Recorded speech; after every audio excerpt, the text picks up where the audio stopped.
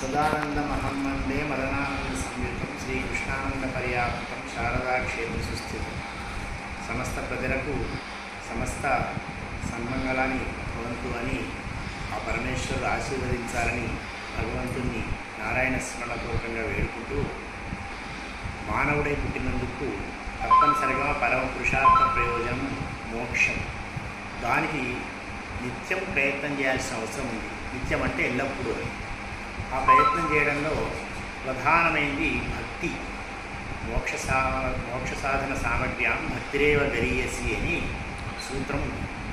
అంటే భక్తి ఉంటే మనకు ముక్తి కలుగుతుంది. ముక్తి అంటే విడుదల, అంటే అన్ని రకాల బంధాల నుంచి విడుదలయ్యేటువంటి మార్గం భక్తి. భక్తి అంటే ఏమిటి? భక్తి అంటే ఏమీ ఇంగ్లీష్లో చెప్పాలంటే కండిషన్ లేకుండా